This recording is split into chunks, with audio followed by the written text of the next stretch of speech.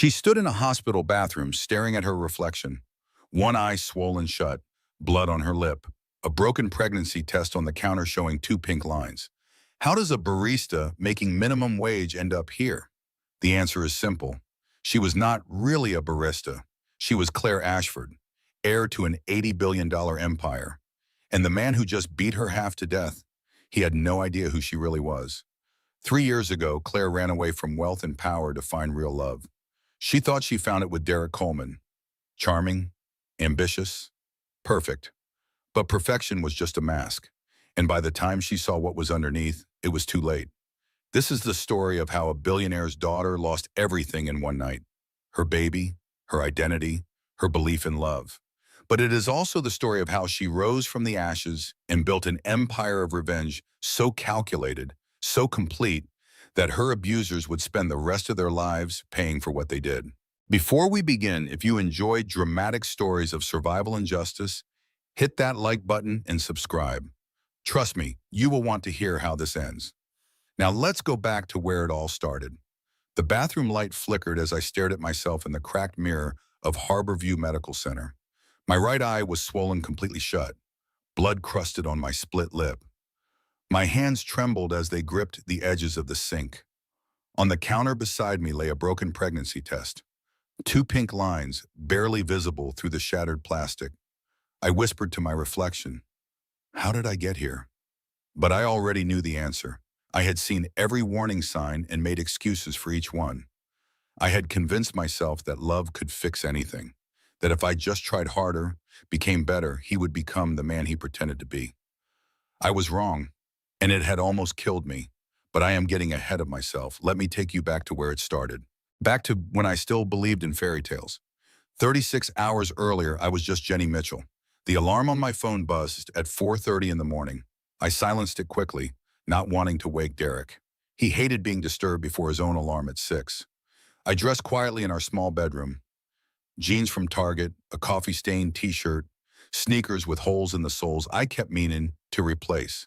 I tied my blonde hair into a messy bun and looked at myself in the mirror. Jenny Mitchell stared back at me. Barista.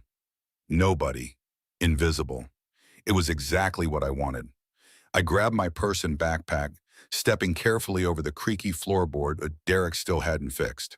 The apartment was dark and cold. Our two-bedroom place in Northgate cost $1,650 a month, which Derek said was too much but was all we could afford in Seattle. The walk to Groundwork Coffee took me 20 minutes. I did not mind. The early morning air helped me think. Or rather, it helped me not think about the thing I had been avoiding for 2 weeks. I was late, very late. I unlocked the coffee shop at 5:05 and flipped the sign to open. The smell of fresh ground espresso filled my nose as I started the machines. This had been my routine for 3 years. Open the shop, make coffee, smile at customers who rarely looked at me, go home to Derek, repeat. "Morning, Jenny," Emma said as she arrived at 5:30. She was 22, perpetually cheerful, studying communications at Seattle University. "You look tired. Everything okay?" "Just did not sleep well," I lied. "Derek keeping you up?" She winked. I forced a smile. Something like that. The morning rush came and went. Businessman who never made eye contact. Jogger with her vanilla latte. College student who tipped in quarters. I served them all with practiced efficiency. At 1:45, I checked my phone. No messages from Derek. That was normal. He rarely texted during work hours. I took off my apron and told Emma I was leaving early. "Got an appointment?" I said vaguely. "Feel better," she called after me. I walked 3 blocks to the drugstore, checking over my shoulder twice. Old habits from my previous life. I still looked for surveillance, even though I had convinced myself I had escaped it. Inside the pharmacy, I stood in the feminine products aisle for a full 5 minutes before grabbing the cheapest pregnancy test. $8.99. I paid cash at the self-checkout. Through the window, I noticed a black SUV parked across the street. My stomach tightened. No, I was being paranoid. It was just a car. I hurried back to the coffee shop and locked myself in the single-stall bathroom. My hands shook as I opened the test. I followed the instructions, set the timer on my phone for 3 minutes, and paced the tiny space. The timer went off. I picked up the test. 2 pink lines. I slid down the wall until I was sitting on the cold tile floor. My hand went instinctively to my stomach. Flat, empty, but not for long. 2 thoughts hit me simultaneously. First, I am going to be a mother. Second, Derek is going to lose his mind. I need to tell you how I met Derek. How a billionaire's daughter ended up pregnant and terrified in a coffee shop bathroom. It started 2 years ago at a charity 5K race. I was volunteering at a water station, trying to be normal, trying to prove to myself that I could exist without my father's name, without the Ashford empire hovering over every interaction. Derek ran past, then circled back. He had a charming smile and bright eyes. "Best water station on the course," he said, slightly out of breath. "What's your secret?" I laughed. "It is just water." "No, it is you." He extended his hand. "I am Derek." I shook it. His grip was firm, confident. Jenny. Jenny, I am going to remember that name." He pursued me relentlessly after that. Flowers delivered to the coffee shop. Notes written on my to-go cups. He made me feel seen. Not as Claire Ashford, heir to an $80 billion construction empire. Just as me. 3 months in, I saw the first red flag. We were driving home from dinner when another car cut us off. Derek exploded. He screamed obscenities, laid on the horn, and chased the car for 3 blocks while I gripped the door handle in terror. Then he stopped. Just like that, he was calm again. "Sorry, babe," he said casually. "I just hate bad drivers." I told myself it was passion, intensity. I thought it meant he cared deeply about things. I was an idiot. 6 months in, I saw a text on his phone while we watched TV. It was from someone named Madison. The message said, "Last night was exactly what I needed," followed by a suggestive emoji. "Who is Madison?" I asked. Derek grabbed his phone. "A coworker. We went out for drinks with the team." "I told you about that." "You did not mention—" "Why are you going through my phone? Don't you trust me?" I was not going through it. It just lit up. This is what ruins relationships, Jenny. Paranoia. He made me feel like I was the problem. So I apologized. 8 months in, Derek proposed. At his company party, in front of everyone. He got on one knee while his coworkers cheered and filmed on their phones. "Jenny Mitchell, will you marry me?" I froze. Every eye in the room was on me. Phones recording. I could not say no without humiliating him in front of his entire office. "Yes," I whispered. Everyone applauded. Madison stood in the back, her face carefully neutral, but her eyes cold. We got married at the courthouse 10 months after we met. I wore an $89 sundress from Target. Derek wore an ill-fitting suit. Only 4 people attended. Emma from the coffee shop, Derek's mother Brenda, a judge, and the ghost of Claire Ashford, watching from somewhere deep inside me and screaming that I was making a mistake. I cried at my wedding. Everyone thought it was a joy. It was not. I sat on the bathroom floor for another 10 minutes before I wrapped the test in paper towels and put it in my purse. I washed my face, fixed my hair, and looked at myself in the mirror. "You can do this," I told my reflection. "Tell him tonight. He will be surprised, but he will come around. People do this every day." I almost believed it. I left the coffee shop and walked the 15 blocks home. I stopped at the corner store and used $23 in tip money to buy ingredients for Derek's favorite meal. Steak, baked potatoes, Caesar salad. I also bought a small stuffed teddy bear for $7.99. I would give it to him after dinner. A gentle way to share the news. As I walked, I practiced my speech. "Derek, I have amazing news. We are going to be parents. I know it is sooner than we planned, but I think this could be wonderful. You are going to be an incredible father." I arrived home at 3:45. The apartment was empty. Derek would not be home until at least 6. I started cooking. I set the table with our mismatched plates and dollar store candles. I wrapped the teddy bear in newspaper comics because I could not afford wrapping paper. 5 o'clock passed, then 6. At 6:15, I texted him. "Hey babe, when are you home? Made your favorite." The message showed as read.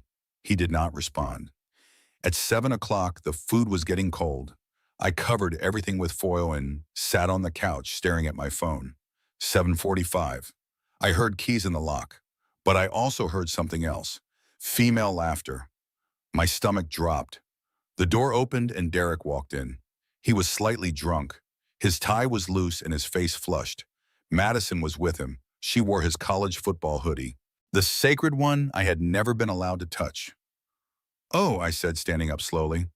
"Hi, I did not know we were having company." Derek barely glanced at me. He tossed his jacket on the couch. "Madison's laptop died. She is using mine to finish the quarterly report." Madison moved toward me with exaggerated enthusiasm. "Oh my God, you must be Jenny. Derek talks about you all the time." She tried to hug me. She smelled like his cologne. I stepped back. "It is nice to finally meet you. Derek has mentioned you." Madison noticed the set table and candles. Her eyes lit up with something that looked like pity mixed with triumph. "Oh, babe, did you make dinner? That is so sweet. But we already ate. We went to that new steakhouse on Aurora, the one with the $80 ribeyes." She looked at my grocery store steaks like they were roadkill. "You went to dinner?" I turned to Derek. "I have been texting you for 2 hours. Derek checked his phone with obvious annoyance. My phone was on silent. We were celebrating. Madison got promoted to senior associate today. Madison kicked off her heels and sat on our couch. She tucked her legs under her like she lived there. "It is not a big deal, just more responsibility, same pay for now. But Derek says if I kill it this quarter, I am looking at sales manager by spring." "Can I talk to you, Bayam?" I asked Derek. "In the bedroom." "Whatever you need to say, you can say in front of Madison. We work together 12 hours a day. She is basically family." Madison smirked into her wine glass. Something inside me snapped. I had swallowed my pride, my suspicions, my fears for months. But standing there, watching my husband dismiss me while his mistress wore his clothes in our apartment, I could not do it anymore. "Okay, fine." My voice came out steadier than I felt. "I am pregnant." Complete silence. Derek's face went from confusion to cold rage in less than 3 seconds. "What?" "I took a test today. We are having a baby. I thought you would be happy." Derek laughed. It was an ugly sound. "Happy? You thought? Did it occur to you to ask me first?" "Ask you? It is not exactly something you planned to the—" "Oh, it is planned, all right. You did this on purpose." "What? No, poking holes in condoms. Forgetting your pill. Classic trap move, Jenny." Madison stood up, playing the role of concerned friend. "Derek, hey, calm down. She probably did not mean—" I turned on her. "Get out of my house." "Actually, Derek invited me. Maybe you should—" Derek stepped between us. "Both of you, shut up. I need to think." But he did not think. He exploded. "This is the last thing we need right now. Do you have any idea what a baby costs? Daycare is $2,000 a month. Diapers, formula, doctor visits. We can barely afford this apartment. We will figure it out. Couples do it all. We are not couples, Jenny. We are me dragging your dead weight. I pay the bills." I put food on the table. "You make, what, $2,000 a month slinging coffee?" Tears started down my face. "That is not fair. I contribute—" "Your tips?" He made air quotes. "Your tips paid for tonight's dinner. Congratulations. You funded one meal. I need a wife who is a partner, not a dependent." Madison touched Derek's arm gently. "Maybe we should give you two some space." "No, stay." Derek looked at Madison like she was oxygen. "You understand ambition. You get that life is about moving up, not getting dragged down." That was when I knew for certain. The texts, the late nights, the way she wore his hoodie like a trophy. They were sleeping together, and I had been too naive to see it. Derek grabbed my arm hard enough to leave marks. "Bedroom, now.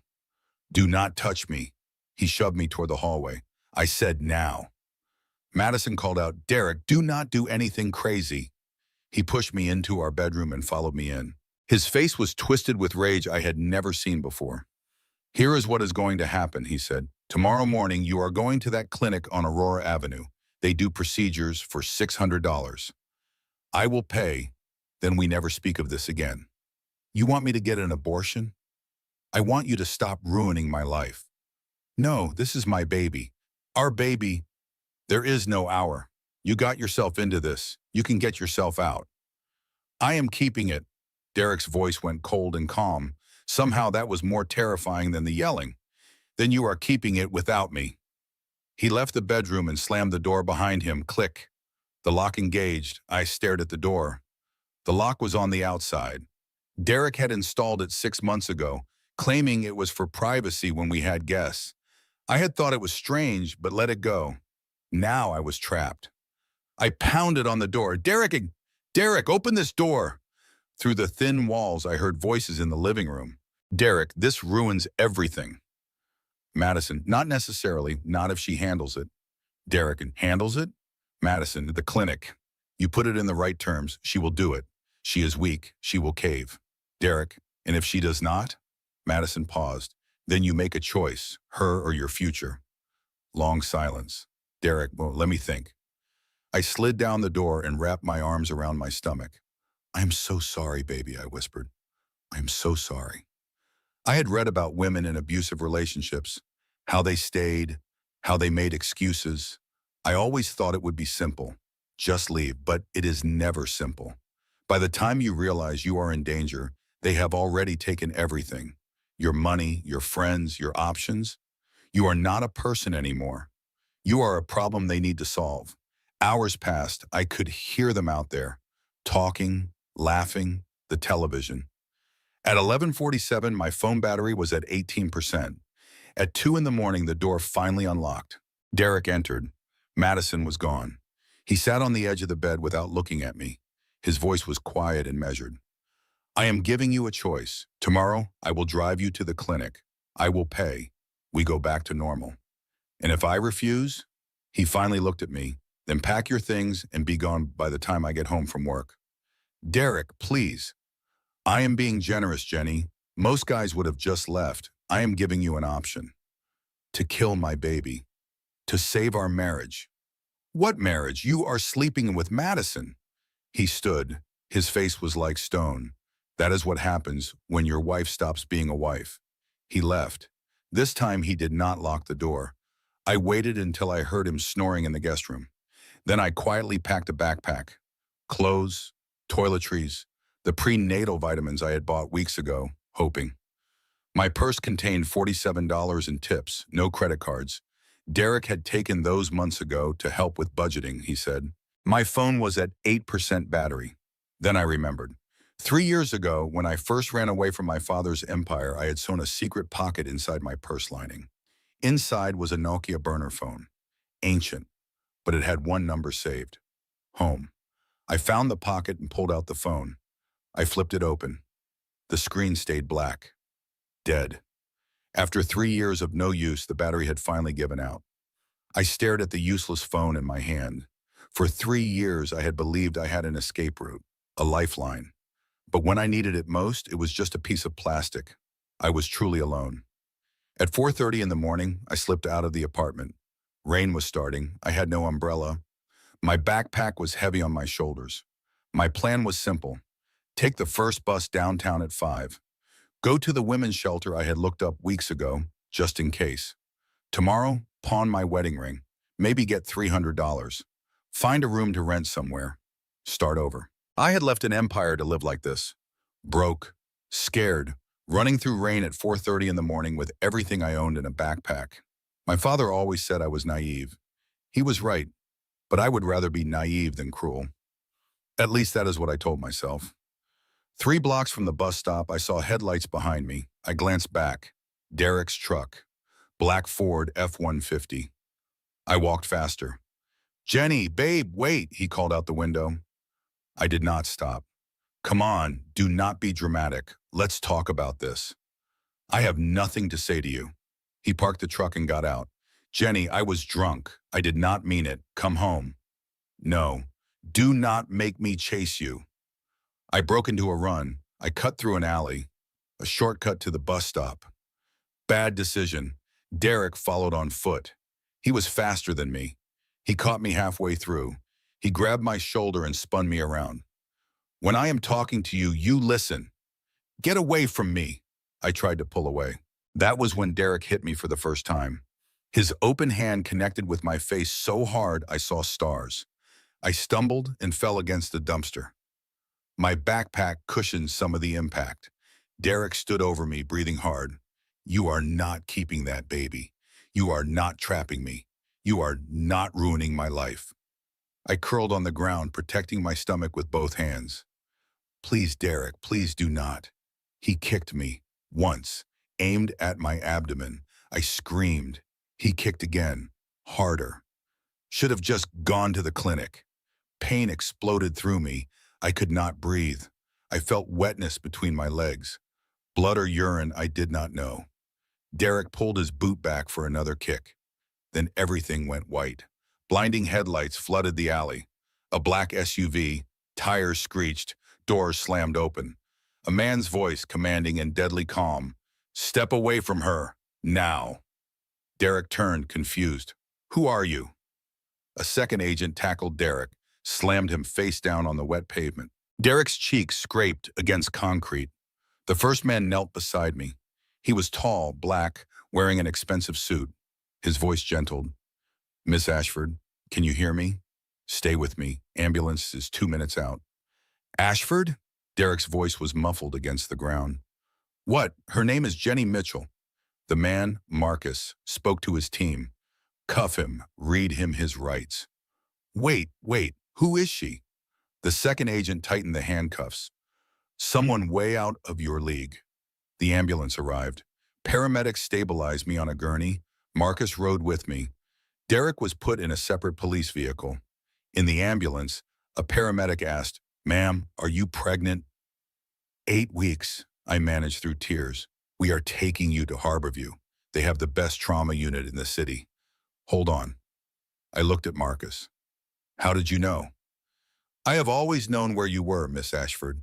Your father's orders." "For how long?" "We lost you for 2 years. But 6 months ago, you registered your marriage license. Public record. After that, we have been 20 minutes away, sometimes closer." "Why did not you stop him sooner?" Marcus looked away.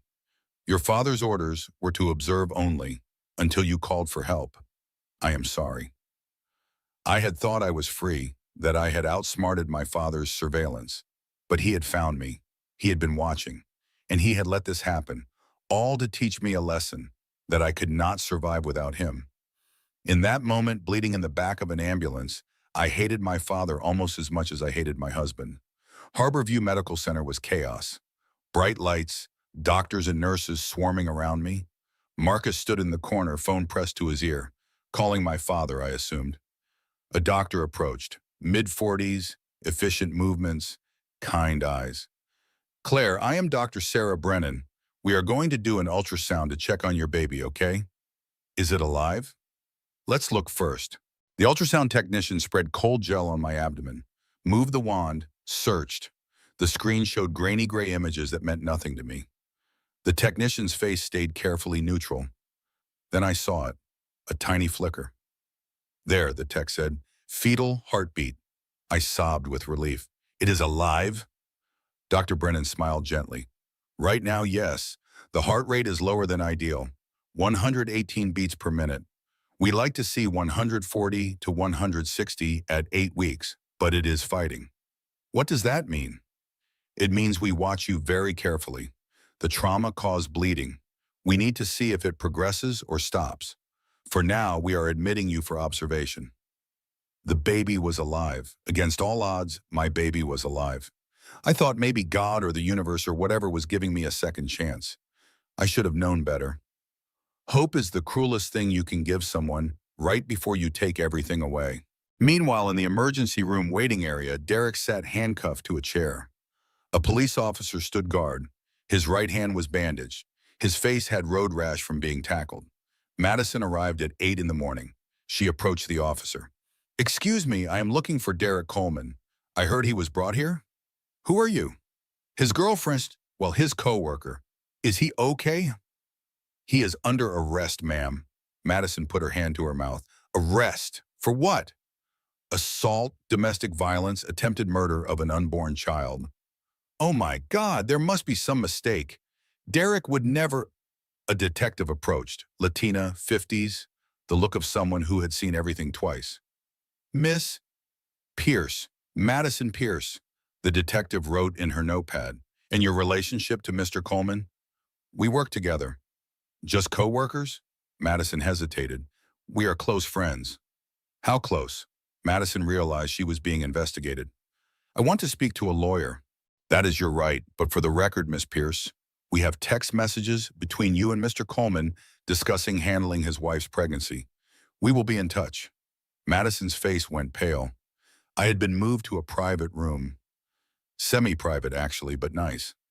Marcus had arranged it. The room was quiet. Monitors beeped steadily. Marcus entered. Your father is on his way. Private jet from Tokyo. He will be here in 4 hours. I looked at the ceiling. I do not want to see him. I do not think that is negotiable. He let this happen, Marcus. You said it yourself. He told you not to intervene. Marcus sat in the chair beside my bed. He wanted you to come home on your own. He thought if he forced you, you would just run again. So he let me get beaten? He did not know it would escalate like this. None of us did. You should have. Marcus had no argument. Long silence. How long have you known about Derek? About Madison? We knew about the affair for 3 months. We knew he was controlling, but on paper, there was no violence, no police reports, no hospital visits, until today. So you all just watched me make a mistake. We watched you try to live your life. And look how that turned out.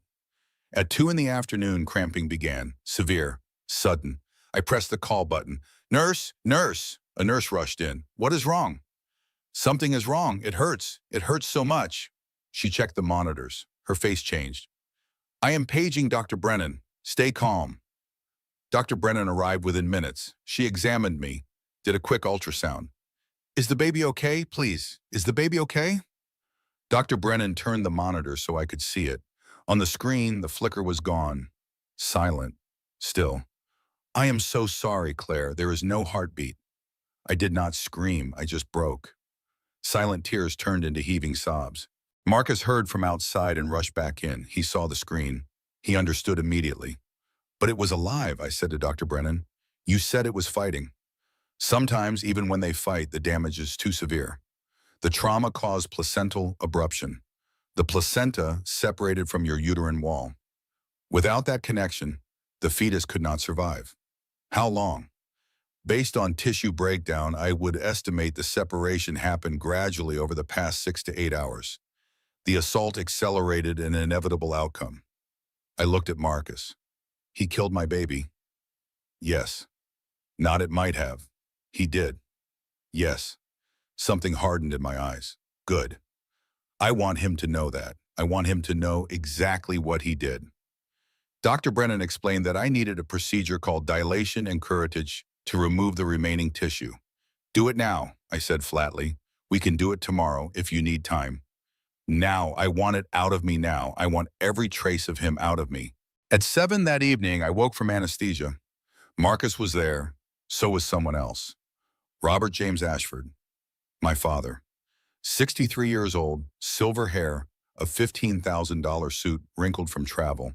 He looked older than I remembered. Get out, I said. Claire, I said get out. He did not move. I will not apologize for the method, but I will say I am sorry you were hurt. Sorry I was hurt. I lost my baby. I know. You do not know. You do not know anything. You let this happen. You chose to let this happen. To prove what? That I cannot survive without you? My father's voice was quiet. To prove you would call when you needed me. I should not have to call. You are my father. You should have protected me. You are right. I was surprised by the admission. When your mother died giving birth to you, I promised myself I would keep you safe. But I confused safe with controlled. I built you a cage and called it protection. You were right to run. You were right to want something real. I just hoped you would realize on your own that the world outside the cage was dangerous. I did not think. He stopped. Did not think what? That I would lose you before you figured it out. Long silence. What happens now? That is up to you. I cannot go back to being Claire Ashford. That girl was weak. She ran away from a boardroom because she was scared. And Jenny Mitchell? Jenny Mitchell is dead. He killed her too. Then who are you, Al? I looked him in the eye. I do not know yet, but whoever she is going to make them pay. My father smiled, just slightly. Then let's go to work. The next morning, I woke in a penthouse-level recovery suite. Floor-to-ceiling windows overlooked Elliott Bay. It did not feel like a hospital. It felt like a luxury hotel. My father's doing, obviously. The physical pain was manageable with medication. The emotional pain was absolute. I lay in bed, staring at the ceiling, hand on my flat stomach. Marcus entered. Morning, how are you feeling? I laughed hollowly. How do you think? Stupid question. Sorry. Where is my father? Meeting with hospital administrators, making sure you get the best care. Meaning throwing money at the problem. It is what he knows. Has Derek been charged? Assault in the second degree, domestic violence enhancement, reckless endangerment of an unborn child. Sentence? His public defender is pushing for a plea deal, probation, maybe county jail. He will claim it was a one-time incident, heat of passion. I sat up, ignoring the pain. Probation? He killed my baby and he gets probation? The law is not always just, Miss Ashford. Then forget the law, I want him destroyed.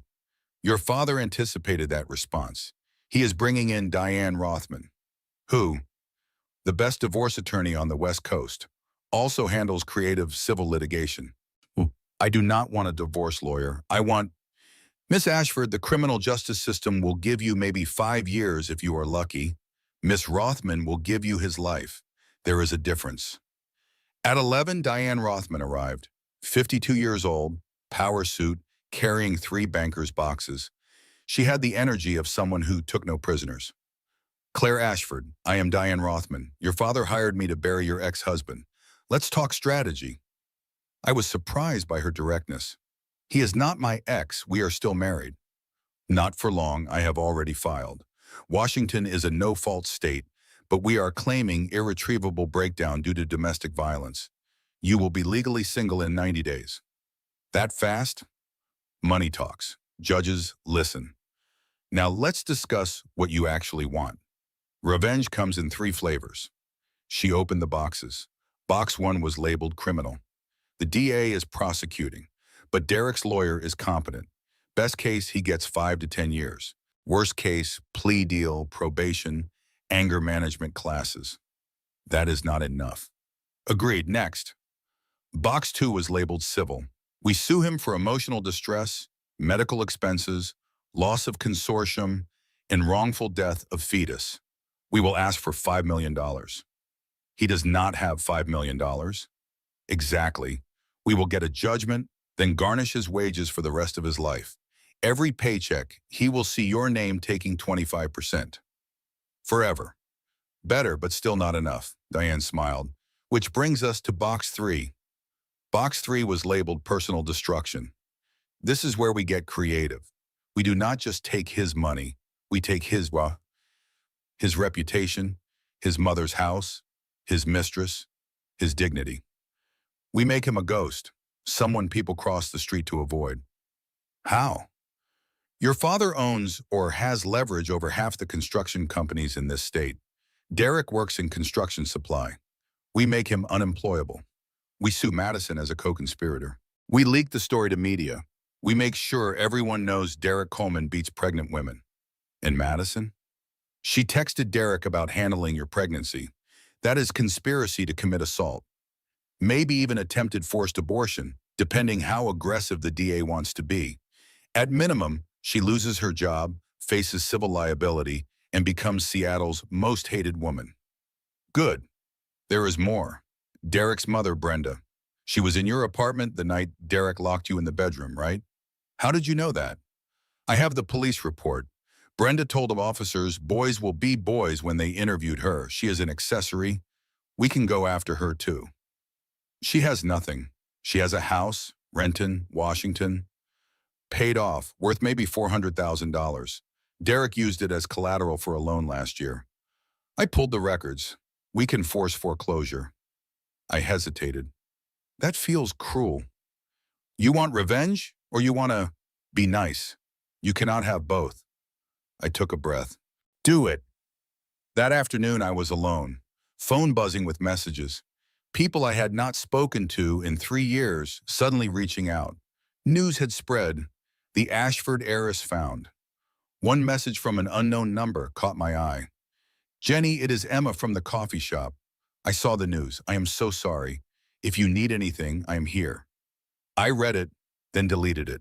Emma was the closest thing I had to a friend in my Jenny life, but I could not go back. Jenny Mitchell was a fantasy, a girl who thought she could escape her name by changing a idiot. But you cannot escape blood. You cannot escape money. You cannot escape who you really are. And I was finally ready to stop trying. At 5 in the evening, everything changed again. I was resting when the alarms went off. Security guards rushed past my door. Marcus burst in, weapon drawn. What is happening? I asked. Stay in bed, lock the door behind me. Marcus, he was already gone. I locked the door and pressed my ear against it. Voices, shouting. A man's voice I did not recognize.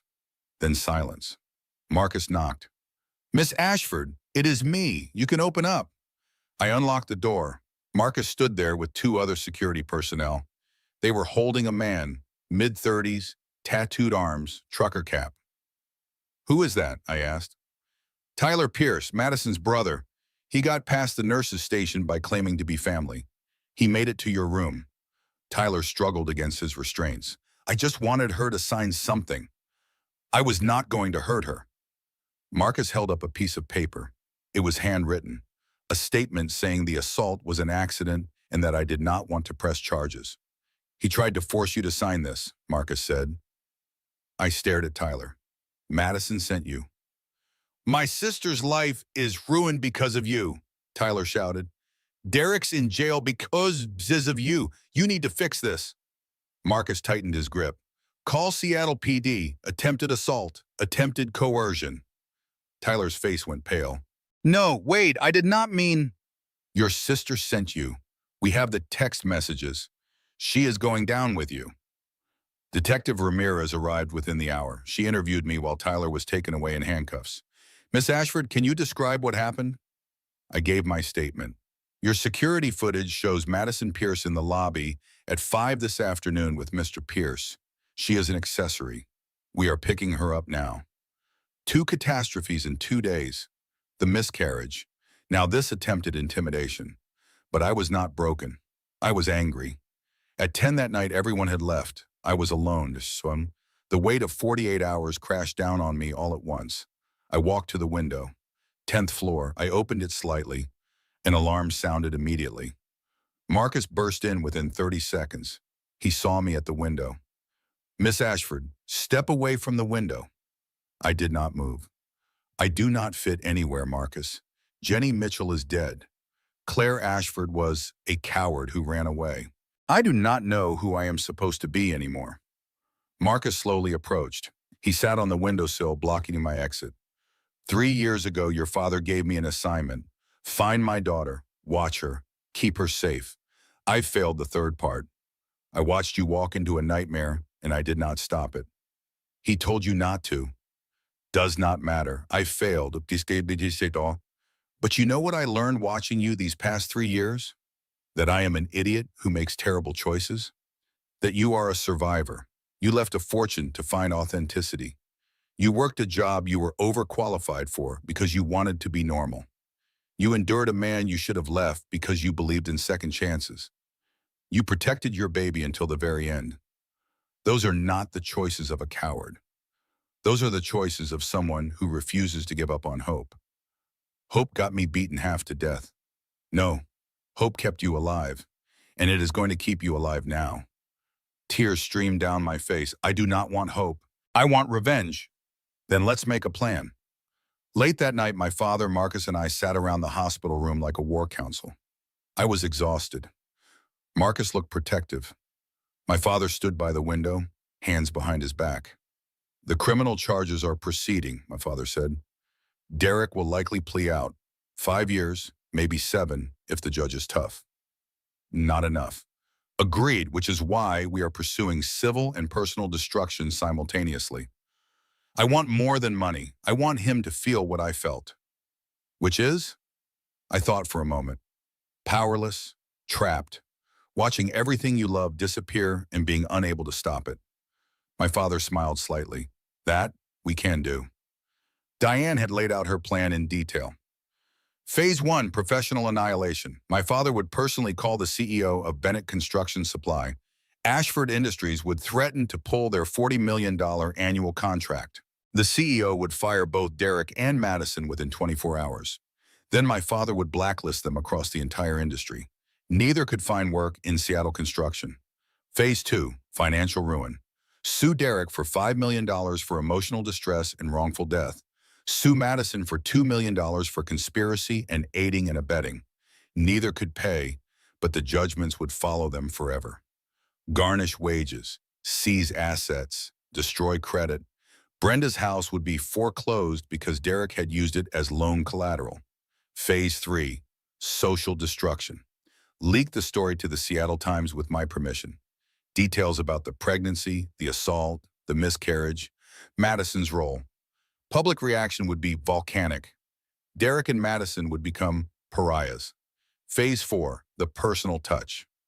This was my addition. I wanted Derek to do community service at this hospital, specifically cleaning the maternity ward. Every day he would see what he destroyed. Every baby he saw would remind him of the one he killed. My father looked at me. That is cruel. Good. After the meeting, I sat alone. I looked at my reflection in the bathroom mirror. Bruises on my face were yellowing. My stomach was flat. My baby was gone. I touched the glass. They say what does not kill you makes you stronger. That is a lie. What does not kill you just makes you more careful about who you trust. I had lost my baby. I had lost my innocence. I had lost my belief that love could conquer anything. All I had left was rage, and I was going to turn that rage into fuel. Derek thought he had broken me, but all he had done was show me who I really was. Not the naive girl who ran away from her father's empire. Not the barista who thought she could be normal. I was Claire Elizabeth Ashford, and I was about to remind the world why that name meant something. Week 1, the depression. My father moved me to his penthouse downtown after I was discharged from the hospital. 5,000 square feet on the 40th floor, floor-to-ceiling windows with views of Puget Sound, minimalist design, cold and empty. I did not leave my bedroom for 3 days. I barely ate. I stared at the ceiling for hours. Marcus checked on me daily. I did not respond. On day 3, my father visited. He entered my bedroom without knocking. You need to get up. I did not look at him. Why? Because lying in bed feeling sorry for yourself will not change anything. Fuck you. He looked surprised. I had never cursed at him before. Excuse me? You heard me. Get out. No. I finally looked at him. I said, get out. I am not leaving until you get out of that bed. Why do you care? You did not care when he was beating me? His voice went tight. You want to be angry? Be angry. You want to hate me? Hate me. But do not lie there and let him win. He already won. He took everything. He took one thing. You still have your life. You still have your mind. You still have your name. Use them. How? He left a folder on my nightstand. When you are ready to stop feeling and start fighting, read that. He left. Week 2, the awakening. On day 8, I finally opened the folder. Inside were crime scene photos from the alley. My blood on pavement. Measurements, angles, evidence markers. Also, surveillance photos of Derek and Madison together from months ago. Them kissing in his truck, entering a hotel together, laughing at a bar while I worked late shifts. I stared at the photos. Something hardened inside me. I got out of bed. I went to the bathroom. Looked at myself. Hair unwashed for a week. Face gaunt, eyes hollow. No more, I said to my reflection. On day 10, Diane Rothman arrived by appointment. Your father says you are ready to talk strategy. I do not know if I am ready. Then I am wasting my time. She stood to leave. Wait, I paused. I want them to hurt. She sat back down. Hurt how? The way I hurt, every single day, for the rest of their lives. She smiled slowly. Now we are talking. Week 3, the training begins. Lesson 1, burying emotion. We sat in Diane's office downtown. Revenge is a cold dish, she said. You cannot let them see you cry. Cannot let them see you angry. You need a face of stone. She showed me the ultrasound photo, the one with no heartbeat. My face crumpled. Tears started. No, again. She showed me the photo again. I bit my lip. Tears filled my eyes but did not fall. Better, again. Third time, I looked at the photo. My face stayed completely neutral. Good. That is the face you show them. Emotion is ammunition. Bury it. Lesson 2, power dynamics. Derek controlled you financially, emotionally, physically. Why did you let him? I thought I loved him. Wrong. You thought you deserved it. Deep down, you believed you were not worthy of real love. That is why you picked him. He confirmed what you already thought about yourself. I felt stung. That is not. It is the truth. Your father controlled you, so you found a man who would control you differently. You traded one cage for another. So what? I am supposed to never trust anyone again? You were supposed to trust yourself. Your instincts told you Derek was dangerous. You ignored them. Your instincts told you Madison was a threat. You ignored them. You need to start listening. Lesson 3, mock interrogation. We moved to a conference room. Diane played Derek's defense attorney. Mrs. Ashford, is it not true that you trapped my client with this pregnancy? I hesitated. No, Wrong. Never hesitate. Never defend. You do not owe them explanations. Again.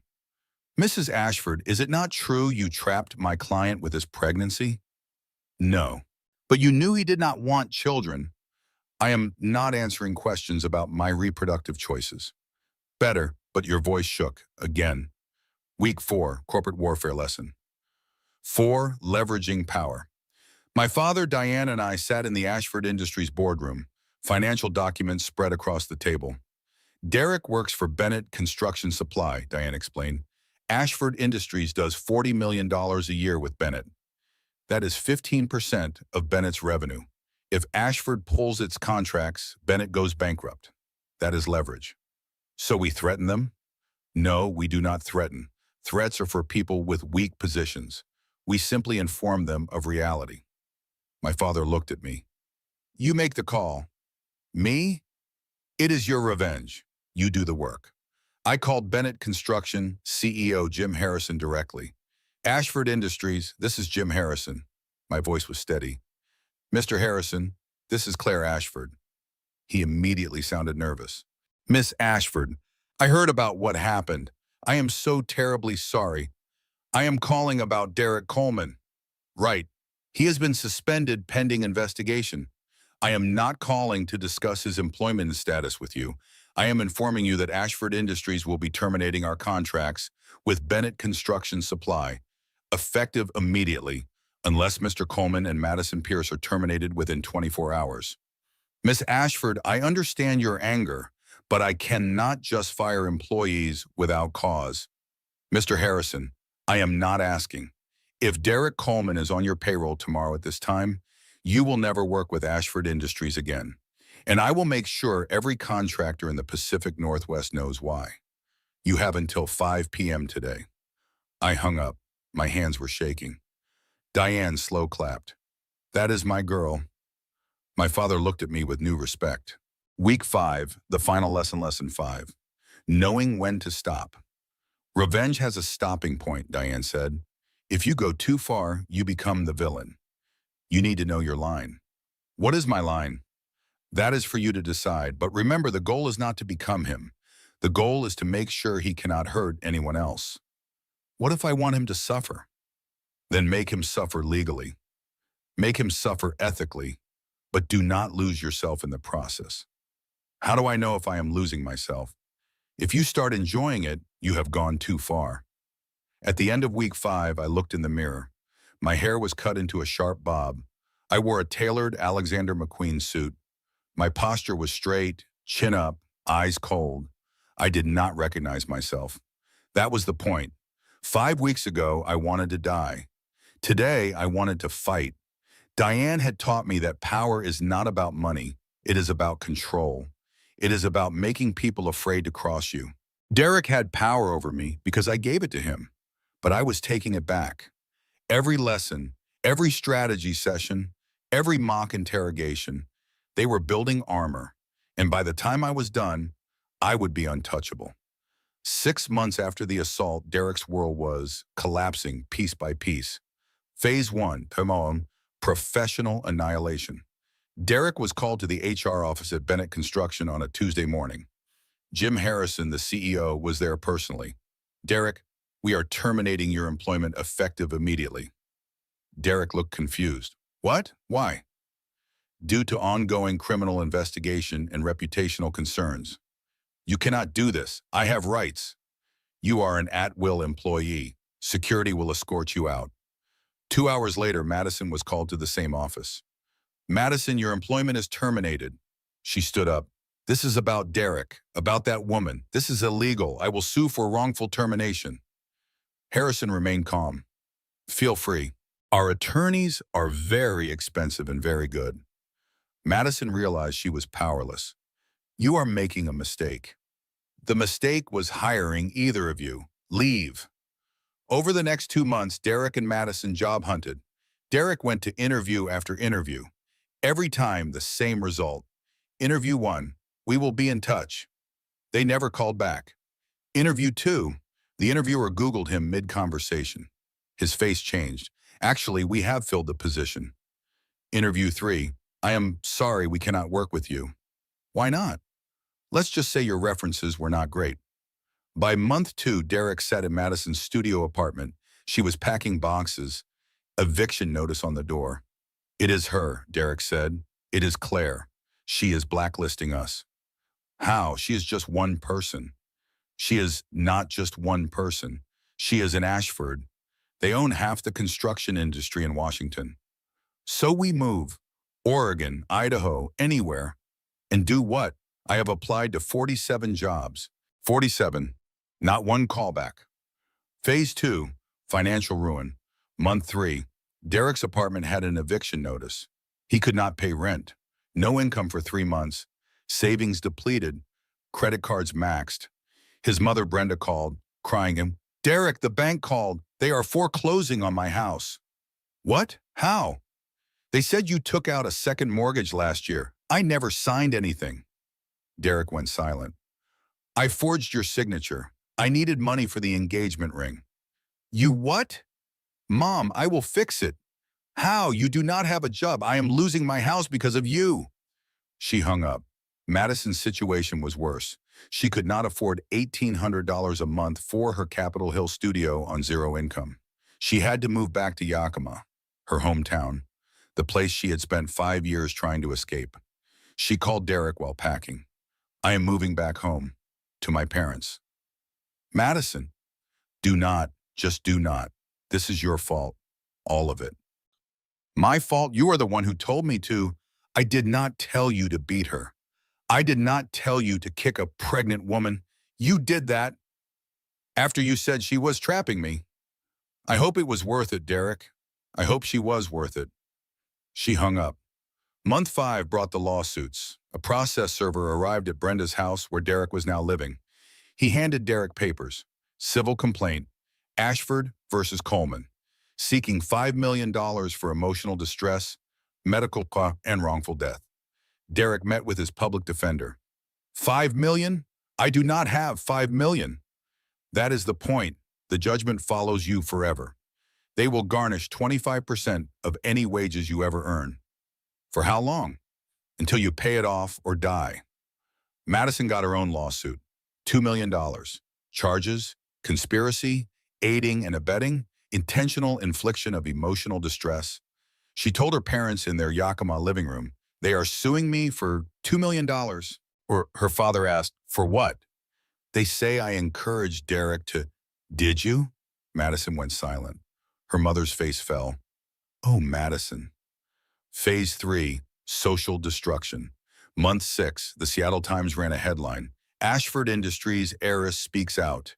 He killed my baby. and called it love. The article detailed everything. With my permission, the assault, the miscarriage, Madison's role, Derek's unemployment. Public sympathy was 99% pro-Claire. Social media exploded, and hashtag justice for Claire trended on Twitter. TikTok videos, why Claire Ashford is my hero. Reddit threads, Derek Coleman is a monster. Derek's Facebook was flooded with death threats. He had to delete his account.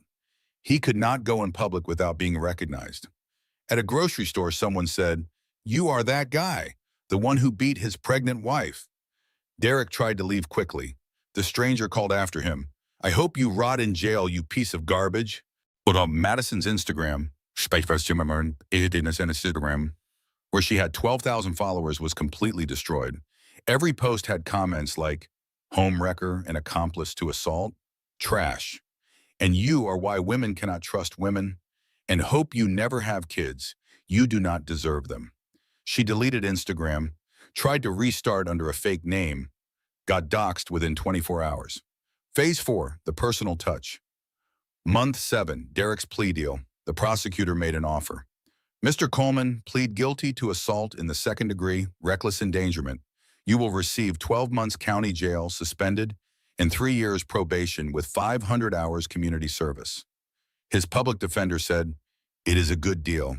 If you go to trial, you are looking at 7 to 10 years. What is the community service? Cleaning and maintenance at Harborview Medical Center. Fine, whatever."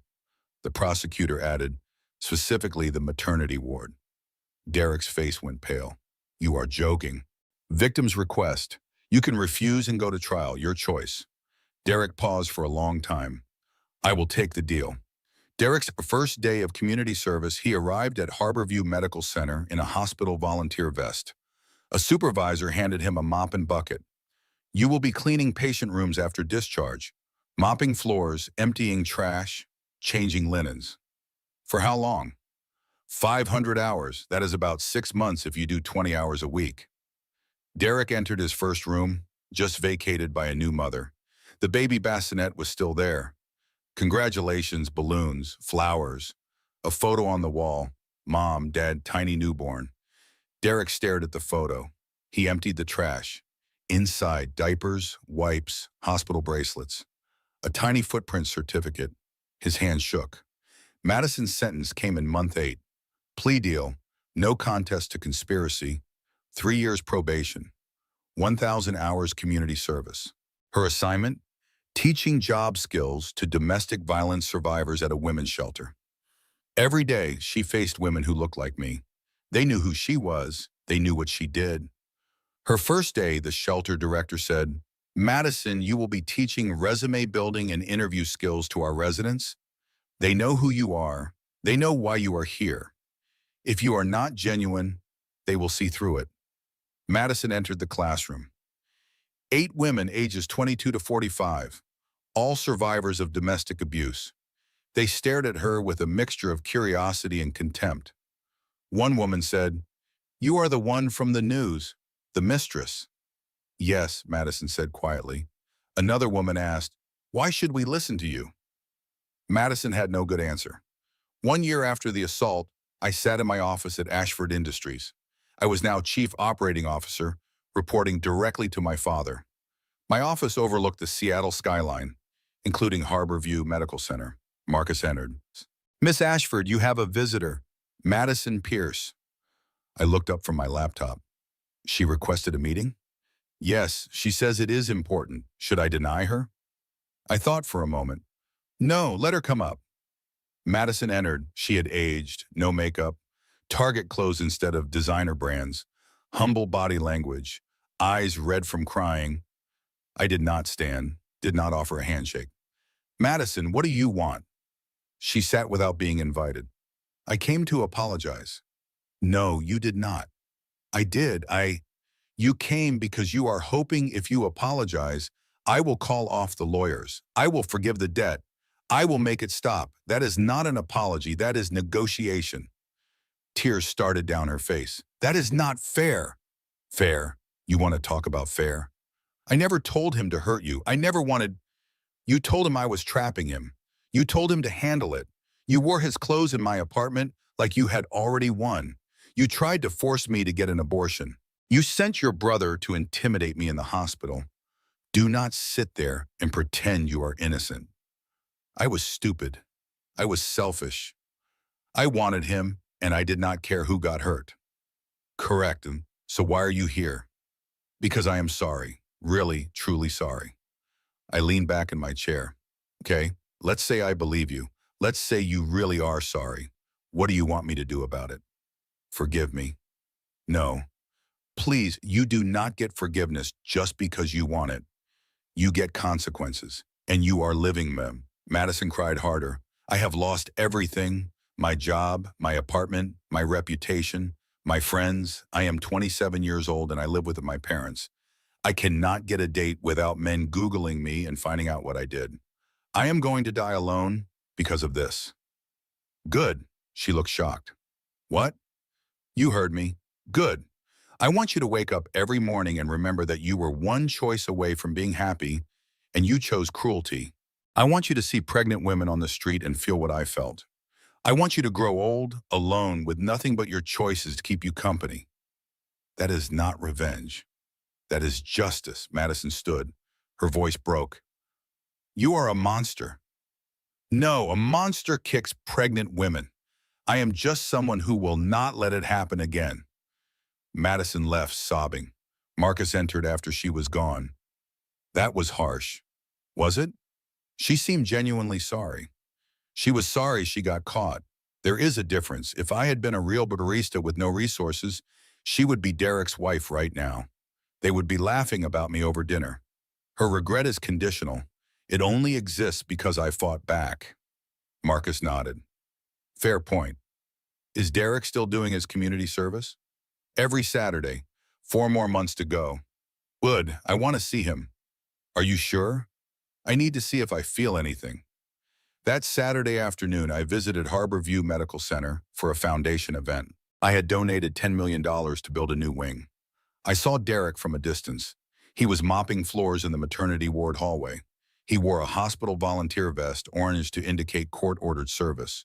He was thinner, grayer, beaten down. He looked up and saw me. A moment of eye contact. Derek's face showed fear, shame, regret. My face showed nothing. I turned and walked away without a word.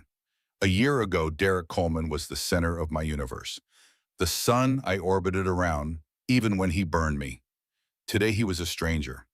Someone I used to know. The moment I felt nothing, no anger, no fear, no hate, that is when I knew I had won. He was erased. Not from existence, but from maturity. And that, ultimately, was the only revenge that mattered. 2 years after the assault, I stood in a downtown Seattle ballroom at the Ashford Industries Charity Gala. I wore an emerald green Valentino gown. At my side was Dr. Nathan Cole, the trauma surgeon who had treated me. We had been dating for 6 months. The relationship was healthy, equal. He gave me space. He respected my boundaries. My father watched us from across the room. He spoke to Marcus. He is good for her. Marcus agreed, better than the last one anyway. My father almost smiled. Low bar. I took the stage as the MC introduced me. Please welcome the founder of the Ashford Center for Survivors, Claire Ashford. I stood at the microphone. Hundreds of faces looked up at me.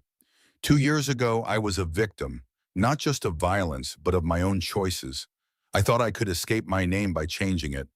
I thought I could find authenticity by pretending to be someone else. I was wrong. You cannot run from yourself. But you can grow, you can learn, you can fight back. The Ashford Center is not a shelter. It is an arsenal. We give survivors legal support, financial planning, job training, and most importantly, power. Because the best revenge is not violence, it is thriving. It is waking up happy. It is building a life so good that your abuser becomes a footnote. To every survivor here tonight, you are not broken. You are not weak. You are warriors. And we are here to arm you for the battle ahead. The crowd gave a standing ovation. Later that night, Nathan and I sat in his car. I was exhausted.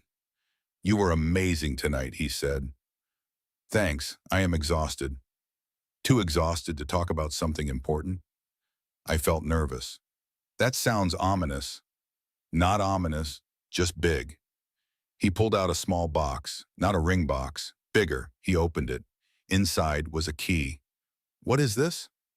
A key to my house. I want you to move in with me. Tears filled my eyes.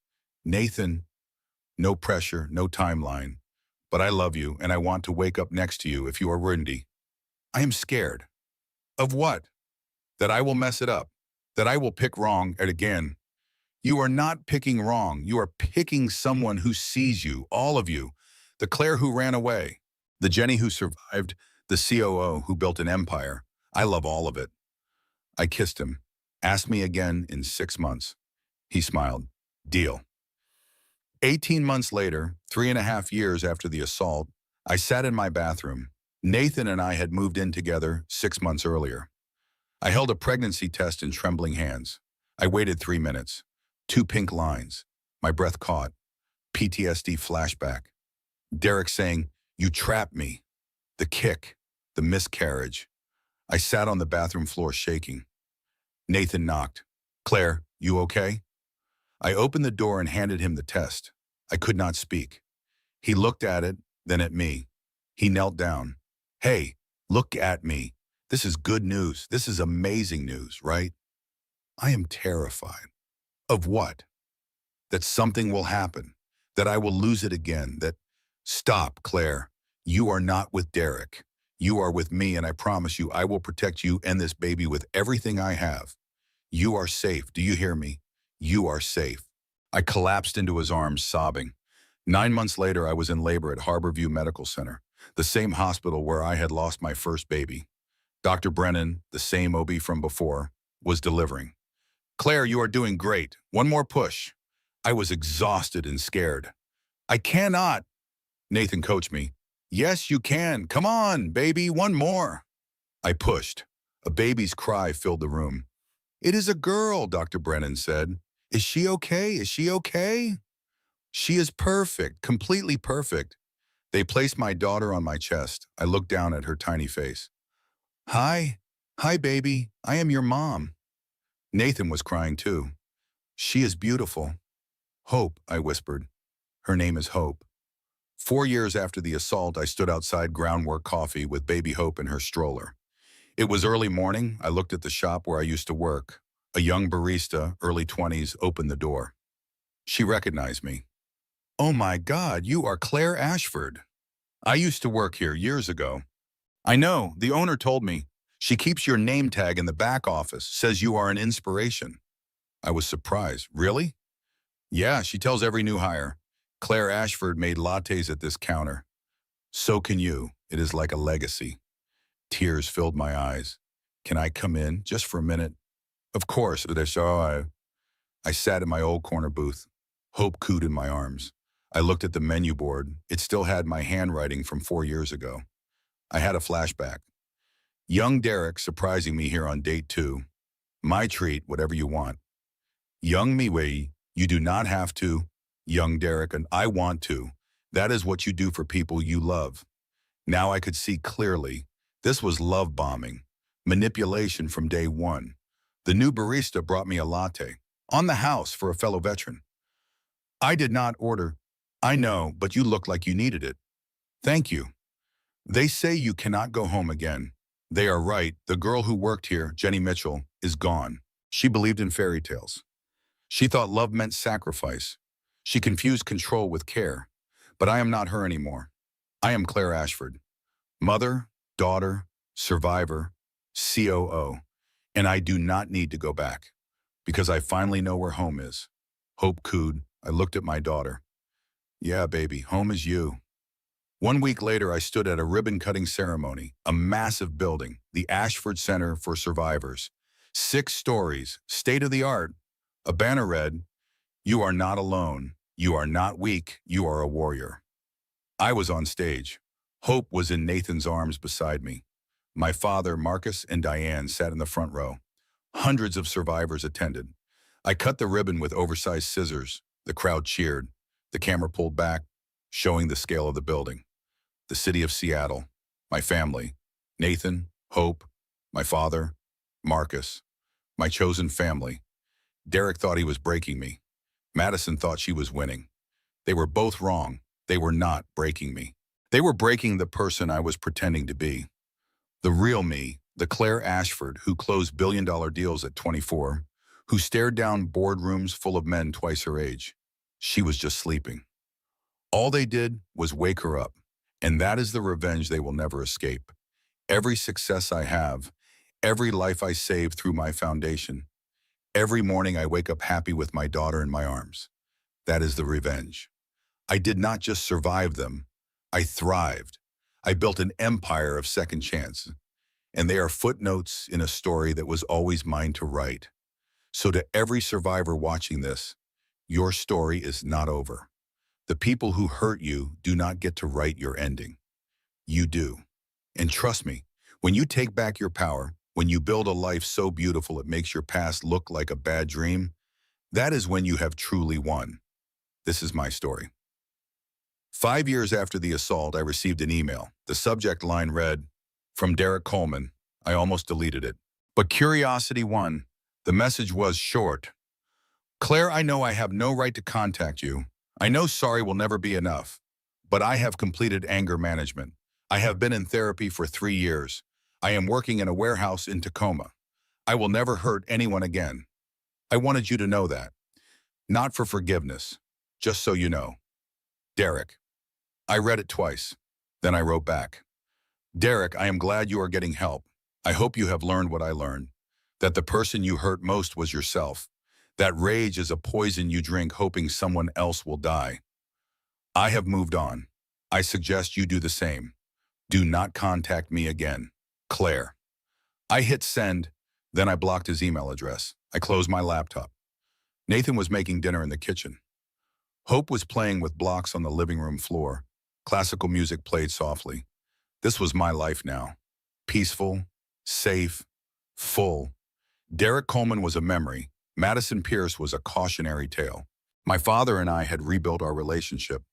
Marcus remained my protector and friend. Diane had become a mentor. And Hope, my daughter, my miracle, she represented everything they tried to take from me and failed. On Hope's second birthday, we threw a party at our house. 50 guests, balloons, cake, laughter. My father sat on the couch holding Hope. She showed him her new stuffed elephant. He smiled, a real smile, not his usual controlled expression. "Grandpa loves you very much," he told her. Hope giggled and kissed his cheek. I watched from across the room. Nathan put his arm around me. "You did good," he said.